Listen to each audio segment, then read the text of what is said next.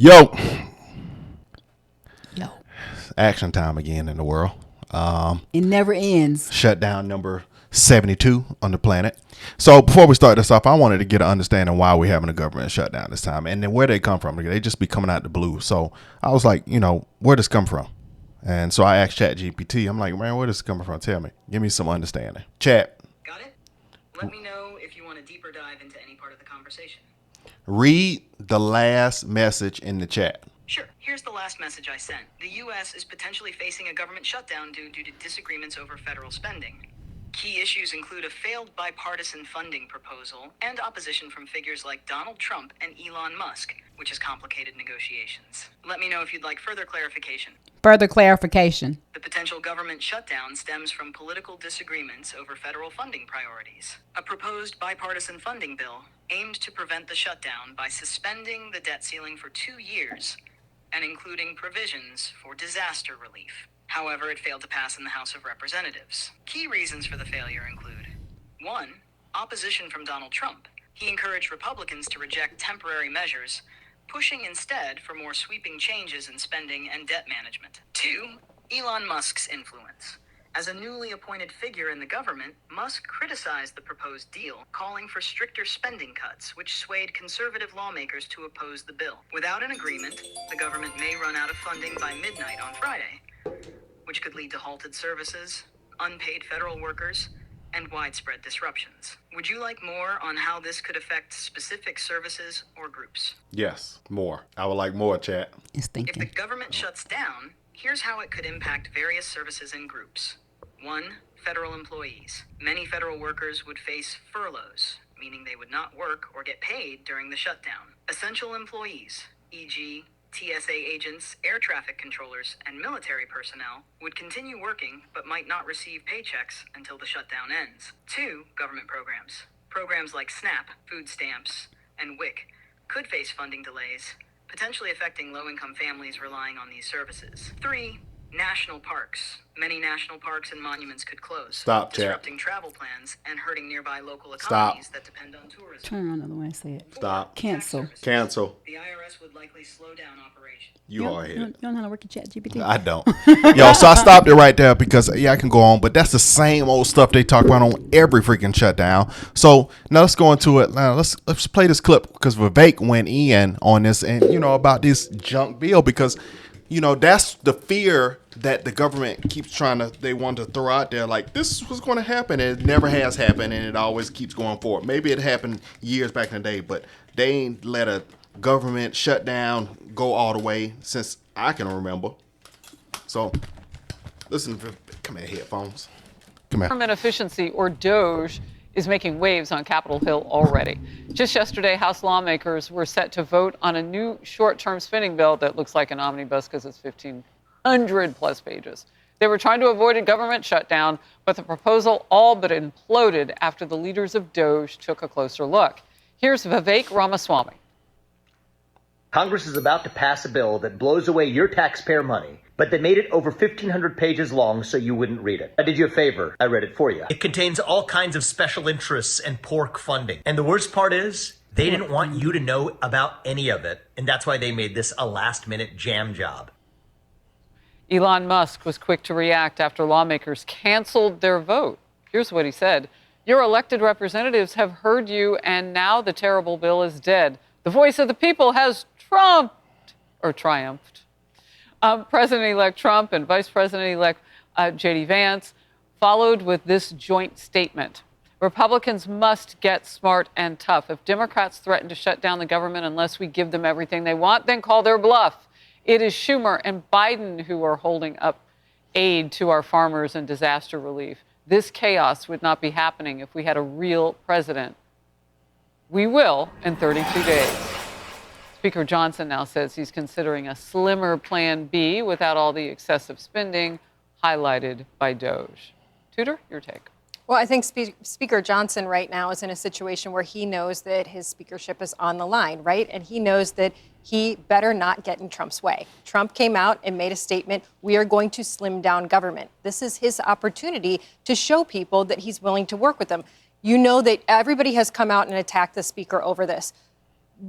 Trump has not yet. Trump is letting him see if he will come back to him. He's giving him a chance. I think this is the new Trump that we're seeing, where it's like, hey, I won't attack you right away. You show me you want to work with me, but if you don't, get out of my way. I'm done. Right. And that's where we are. And reportedly, Shannon, that's what Trump has said. If you can make this work, if you can figure it out, I'm paraphrasing him, come up with another way to get this done, then you can stay, was what was on our screen for about an hour. Yeah, and it's really tricky because the reality of getting something done in Washington, the House is only controlled by Republicans by the tiniest fraction.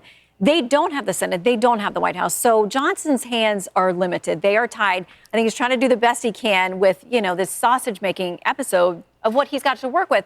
I, in my mind, see him on the phone with them or at Mar-a-Lago going, help me, help with you. Whom? Help me, help you. Okay. From Jerry Maguire, because I think that he is like, there's only so much I can do. And Elon? I think that the speaker is saying that to the president. Like, I want to help you, but you got to meet me where I am, which is the reality of like this tiny little group I've got to work with. That's all I got. Yeah, but I'm confused by that because the president made it very clear what he wanted. He wanted a short term, just an amount of time that got him into office. We would have been looking just a few days after January 20th.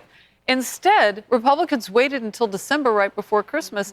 And I mean, if you've looked at it, now I'm not like Vivek. I can't speed read 1,500 pages and do shows. But, I mean, if you look at it, there's just some really Democrat-loving stuff in there. And a 40% raise for lawmakers when they haven't had a balanced budget in years. And there's that slush fund that they get. And so that's the question that I have. It's like, okay, every typically organizations have been getting raises. And I know when there was some things going on with the government or with our, economy, teachers, their raise was on pause. But, mostly everybody gets a raise in whatever job they're in. So Congress, you don't think they deserve a raise too? And somebody put out that we just heard that they hadn't gotten a raise since 2009. If that's accurate, this is what we just heard. So I understand, I respect raises, but unfortunately, it's a bunch of crap in there with it. It's not like it's some kind of separate piece to give them raises. You got enough to build a But it sounded like to me that she was kind of like not supporting that, lawmakers getting a pay increase. I think they should. I don't know, but that's, I'm sorry. Unfortunately, that they got to wrap in with other. I don't know about this 40%, but do you get people get a 40% raise? Like, what's the increase raise? It's not even the raise. I think that's the big thing. It is because you got some people that probably don't deserve no raise in there, but then it's a lot of the crap you mixed in it. You got to. Well, no, I'm not talking about that. You can't I'm only set one with the specifically other. talking about her when she said the raise part, not everything else. Okay. Access to for all these years that was revealed. Look, at the end of the day, I think that this is sort of a good illustration of the old guard and the old ways bumping up against it. No, actually, we're not going to do that anymore. No, just because it's tradition or just because it's baked into the institution or it has been concretized as such, we will no longer accept it. And I like that the power of the people was reflected in that pressure. I think all too often we see on the internet and in social media a sort of mass energy that's pointed toward either nonsense or something that the CCP wants us to be, wants it to be turned toward. If it's actually toward civic engagement for the betterment of us in the way of efficiency, that's phenomenal. The final point is this, that when I was a federal attorney, many times we bumped up against the spending bills and we would have these, furloughs or almost furloughs. And the amount of waste that occurs in the preparation for a furlough cannot be overstated because we would have to draft everything just in case. So just think, my point is already your tax dollars have been totally squandered this whole week and then some, even dealing with this. And I hope that this pattern is now stopped.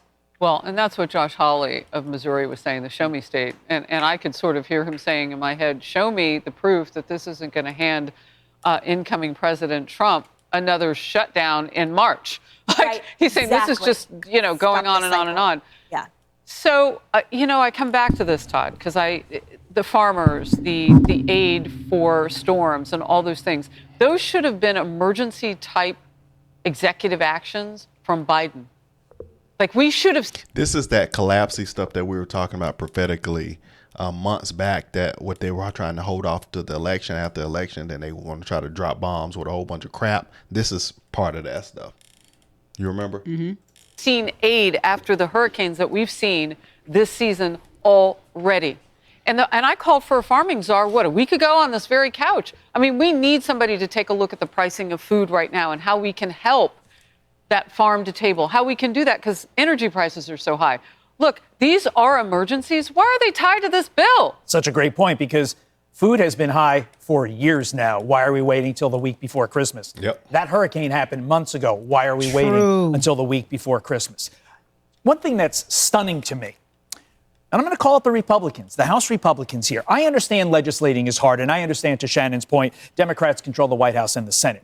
But all these Republicans who on the campaign trail said, we totally agree with Elon Musk and Vivek Ramaswamy, Doge is the way to go. And they won by supporting a paring down of the federal government. Now, when push comes to shove, you come up with a 1,500-page CR the week before Christmas. It's disingenuous. It's not what the American people voted for. The American people gave Donald Trump, Elon Musk, and Vivek Ramaswamy a mandate to trim our government. Department of Government Efficiency. That's what the people voted for, and you're not giving it to them with this bill. So I will argue, how many times have you said to your kids, like, we're not doing this anymore, and they agree, and then they go do it because they go back to the status quo unless you hold the line. And I think that's what it's been in government for way too long. Right. And now Trump is that, he's the father figure that's going to come in.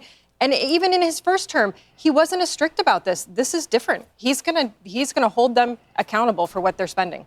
Well, I have to hold the line on the facts because I was wrong. It's not a 40% raise. If you're making $180,000, it's an increase of $6,600.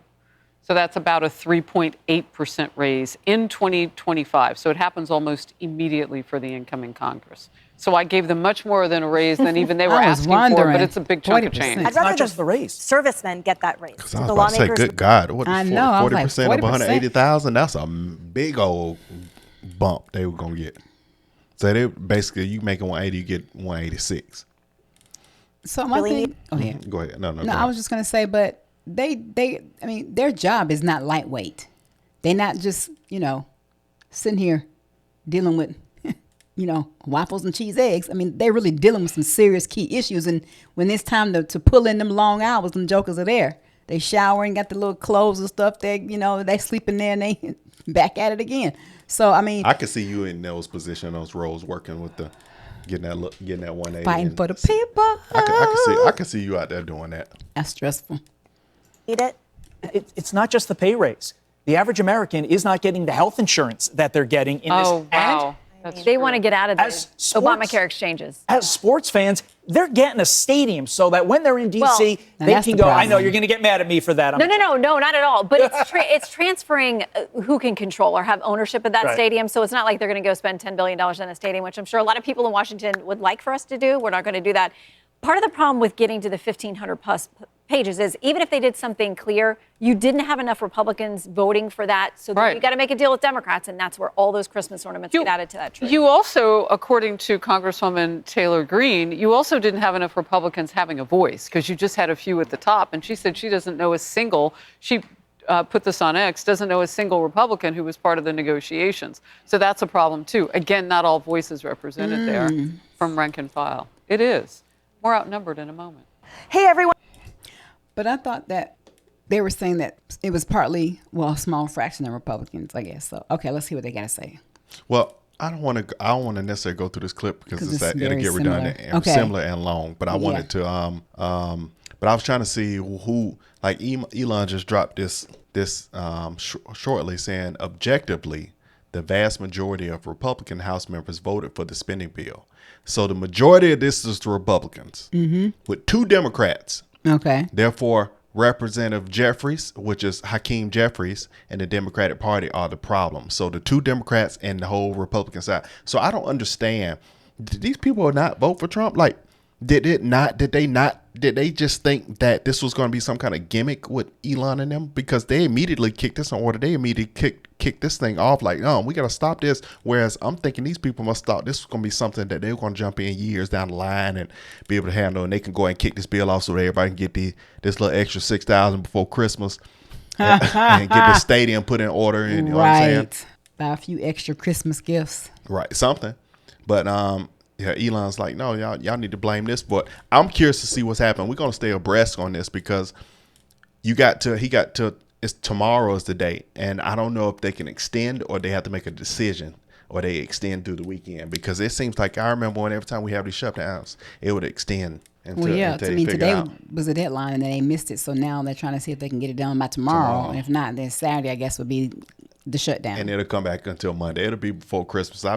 But I don't understand. Is this video? You trying to play this video? No, I'm not. Oh yes, it's this little clip right here. Yeah, you're right. Because I'm just curious to see what's being said. It does not include a debt limit increase. Look, I'll say one thing. The Democrats just voted to shut down the government, even though we had a clean CR, because they didn't want to give the president negotiating leverage during his first term, or during the first year of his new term. And number two, because they would rather shut down the government and fight for global censorship bullshit. They've asked for a shutdown, and I think that's exactly what they're going to get. 38 Republicans voted against it as well. What's the path forward, Mr. Vance? Come on, guys. What will be your policy in Syria? Are you meeting with Speaker Johnson tonight to regroup? He said, I like how when they speak their piece, when people have these quick interviews, they speak their piece, and I'm not going to answer a darn question. Keeping them moving. That's it. Wow. But it always seems like we get to that place in our government at some point, you know. We do. But how many? We've had a government. Right. Is it What happened? like, is this every re-election or is this I don't understand it. every, you know. But she just said that it could be fiscal year. It could be in March. They're going just like, oh, let's kick this off in March. But that's what they. I don't know what kicks these things off. It just, and it's always when they have them, they always at the worst time. You know what I'm saying? And that's why you have to do the reading on it, because we have to, you know, dig to find out what is actually in it. But he's writing 1,500 pages. Who has time to sit here and read 1,500 pages? You know, she gonna scan it and upload it to Chat GPT and let him regurgitate it. Oh my God! But I did want to ask Chat GPT one more question. What's But it's something to look into. Chat? Got it. Let me know if you want me to expand on or clarify anything further. How many government shutdowns has the United States of America had? The United States has experienced 22 government shutdowns since the modern budget process was established in 1976. So 22 since 76. All right. So I just want to wrap this up, man. We're going to keep this abreast. We know they're going to work it out. They had 22 that didn't work out, so they're going to work this one out too. But I'm curious to know, we've never had an administration like this. Yes. We never had a group like this that can intervene. So this is very exciting to watch. And it's not playing the part. radio. I know. Yeah, we got to definitely look at. I want to read and tap in to see some other things that they want to include in the budget. Yes. Yeah, that might not be in our favor, or could be. Yeah, let's keep abreast, y'all, man. 2025 is coming up, man. Let's go and make this money, this money.